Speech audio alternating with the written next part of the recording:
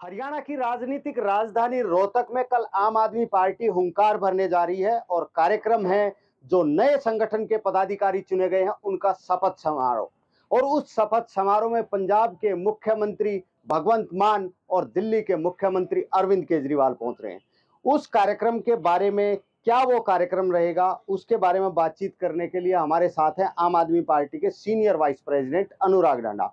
अनुराग जी, क्या कार्यक्रम रहेगा, क्योंकि रोहतक राजनीतिक राजधानी कही जाती है और 2024 आ चुका है, तो किस तरह का कार्यक्रम करने की देखिए, आप खुद ही कह रहे हैं कि रोहतक राजनीतिक राजधानी है। इसका मतलब कल जो यहाँ कार्यक्रम होने जा रहा है उससे रोहतक की राजनीति और पूरे प्रदेश की राजनीति हमेशा हमेशा के लिए बदल जाएगी।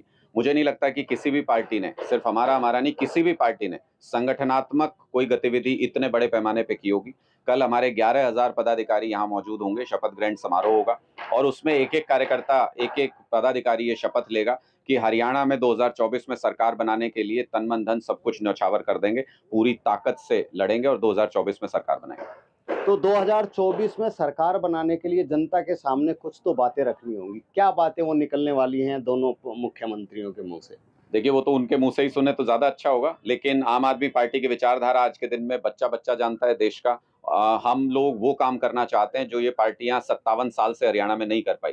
ये अच्छे स्कूल नहीं दे पाए सरकारी, ये अच्छे अस्पताल नहीं दे पाए सरकारी, ये अच्छी बिजली की व्यवस्था नहीं दे पाए, पानी की व्यवस्था नहीं दे पाए, ये अच्छी सड़कें नहीं दे पाए, हर जगह टोल लगा रखे हैं इन्होंने। पूरी तरह से जो भी लूट संभव थी वो इन्होंने किया है 57 साल में। हम वो लूट खत्म करके आम आदमी का राज लाना चाह रहे हैं, जिसमें आम आदमी सुकून की सांस ले सके, ऐसा राज बनाना चाह रहे हैं। ये हमारी नीतियां हैं। अरविंद केजरीवाल जी उसको इंप्लीमेंट कैसे किया जाए उसके लिए नए नए तरीके निकाल के लाते हैं। आपने हाल ही में उदाहरण देखा, अमित शाह जी जब आए थे हरियाणा में तो उन्होंने अरविंद केजरीवाल जी की योजना की नकल करके यहाँ पे मुख्यमंत्री तीर्थ यात्रा योजना लागू की। नकल करती है बीजेपी अरविंद केजरीवाल जी की, ईर्ष्या भी करती है अरविंद केजरीवाल जी से कि इतना तेजी से आगे कैसे बढ़ रहे हैं, उनसे सीखना भी चाहती है, लेकिन उनको जेल में भी डालना चाहती है ताकि वो आगे नहीं बढ़े। उनकी नीतियों को कॉपी करके हम कुछ फायदा उठा लें राजनीति।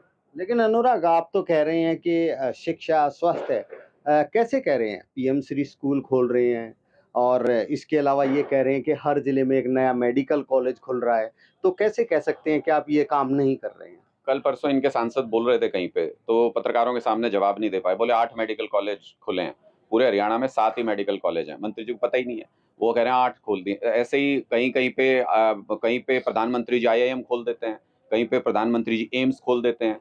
बंजर जमीन पड़ी है, रेवाड़ी का एम्स 2019 से अभी तक इंतजार कर रहा है, वहां पे अभी तक एम्स का पत्थर तक रखने नहीं आए। और जब भी आरटीआई में कोई पूछता है तो कहते हैं प्रधानमंत्री जो है चुनावी कार्यक्रमों में व्यस्त हैं। तो 2019 से अभी तक चुनावी कार्यक्रमों में व्यस्त है प्रधानमंत्री जी, उनके पास कहाँ समय है, बीजेपी के पास कहाँ समय आम लोगों के लिए। इसलिए अब लोग चाहते हैं कि हमें अपनी सरकार बनानी है, आम लोगों की सरकार बनानी है, ताकि हम अपने तरीके से चला सकें, अपनी समस्याएं सुलझा सकें, अपने मन की बात कर सकें। प्रधानमंत्री जी तो अपने मन की बात सुनाते ही आ रहे हैं पिछले 9 साल से, कुछ बदला तो है नहीं जमीन पर।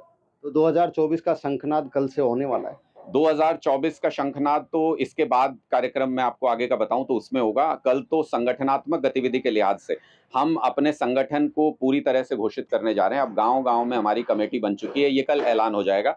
उसके बाद हम हरियाणा के 4 कोनों से 4 यात्राएं शुरू करेंगे, विशाल यात्राएं, और वो एक जगह पर आकर के हरियाणा के केंद्र बिंदु में कहीं पर मिलेंगी और वहां पे एक विशाल रैली 2-3 लाख लोगों की करेंगे। उस रैली से शंखनाद होगा हरियाणा की राजनीति में परिवर्तन का। उसमें अरविंद केजरीवाल जी आएंगे तो ये बताएंगे कि अब जो हम चल पड़े हैं तो 2024 में हरियाणा की विधानसभा में जाके ही रुकेंगे। अनुराग जी, आप लोग यहाँ पर प्रचार कर रहे हैं आम आदमी पार्टी का, आप सीनियर वाइस प्रेसिडेंट है, चाहे अशोक तंवर की बात हो, सुशील गुप्ता जी की बात हो, लेकिन आपके सामने एक चुनौती भगवंत मान और अरविंद केजरीवाल जी ने खड़ी कर रखी है, एसवाईएल का पानी। भगवंत मान कह रहे हैं हमारे पास पानी नहीं है, अरविंद केजरीवाल भी साफ तौर पर नहीं कह रहे हैं कि पानी जल्दी मिल जाएगा या मिल सकता है।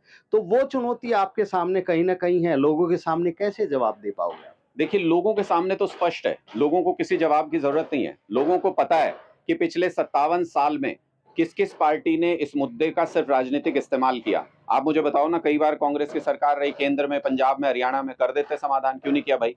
बीजेपी की सरकार रही तीनों जगह, कर देते समाधान, क्यों नहीं किया? 2016 में थी बीजेपी केंद्र में, बीजेपी हरियाणा में, अकाली दल के साथ पंजाब में, क्यों नहीं किया समाधान? इसका मतलब ये समाधान करना नहीं चाहते, इस मुद्दे पे आग जलाए रखना चाहते हैं और उस पे जब चुनाव आता है तो राजनीतिक रोटियां सेकते हैं, चुनाव के बाद उसको ठंडे बस्ते में डाल देते हैं। 2019 में प्रधानमंत्री जी बोल के गए थे, बोले पानी बह के ना एक्सेस जो है वो पाकिस्तान जा रहा है, मैं उसको रोकूंगा, ऐसे बोल रहे थे। मोदी उस पानी को रोकेगा और पंजाब, हरियाणा, राजस्थान के किसानों को देगा।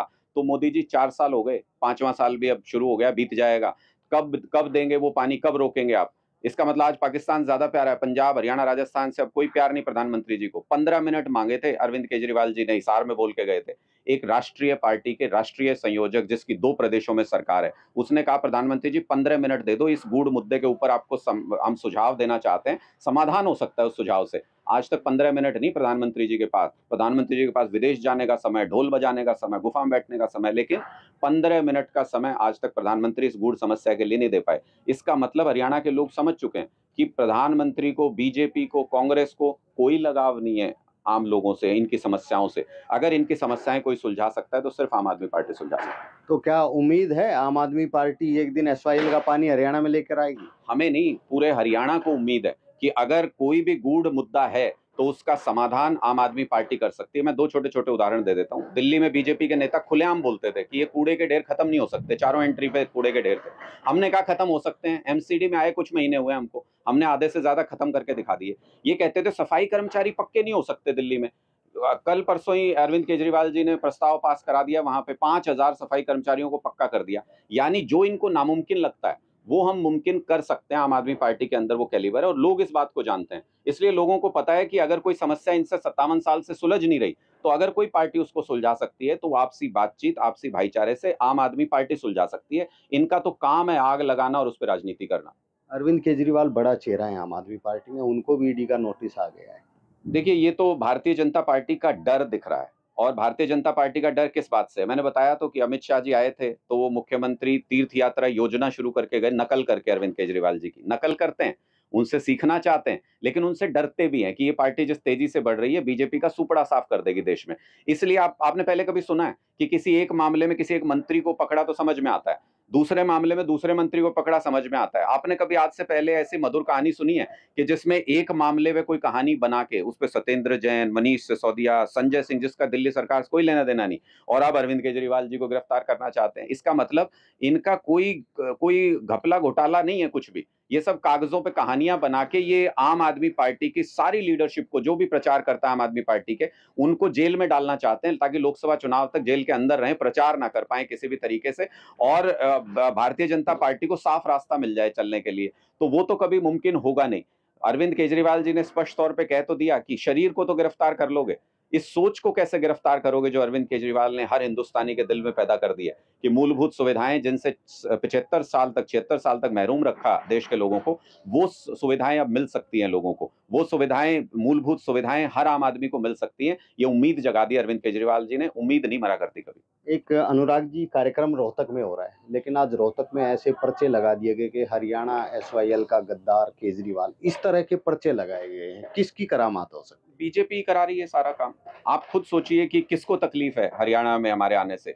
किसके सरकार के मुख्यमंत्री से लेके, मंत्री से लेके विधायक तक सुबह मुंह धोने से भी पहले आम आदमी पार्टी को गाली देते हैं, बीजेपी के लोग। तो बीजेपी ऐसे काम करा रही है। अगर इन्होंने 9 साल में काम किया होता तो अपने प्रोग्राम करते, उसमें अपने काम गिनाते और लोगों का वोट लेते। ये हमारे प्रोग्राम को डिस्टर्ब करना या हमारे प्रोग्राम से पहले दुष्प्रचार करना, ये कौन कर रहा है? बीजेपी करा रही है। बीजेपी पैसे दे दे के अपने दलालों से ये काम कराती है। तो गलत मैसेज नहीं जाता जनता के बीच?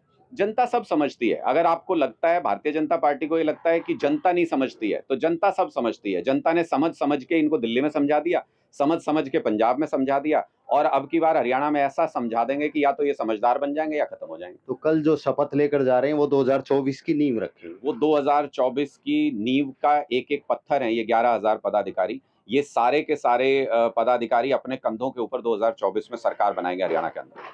तो अनुराग ढांडा इस बात को लेकर आश्वस्त हैं कि कल जो शपथ ग्रहण समारोह होगा और जो हमारे संगठन के पदाधिकारी फील्ड में जाकर काम करेंगे, वो 2024 की आम आदमी पार्टी की सरकार की नींव का पत्थर साबित होंगे। हालांकि उनका यह भी आरोप है कि भारतीय जनता पार्टी इस कार्यक्रम को खराब करवाना चाहती है और जगह जगह अरविंद केजरीवाल के खिलाफ पोस्टर लगाए हैं, लेकिन वो किसी से डरने वाले नहीं हैं और ये कार्यक्रम बहुत अच्छी तरीके से होगा और एक नए शंखनाद की शुरुआत यहाँ पर अरविंद केजरीवाल और भगवंत मान करके जाएंगे। रोहतक से मैं दीपक भारद्वाज, पंजाब केसरी।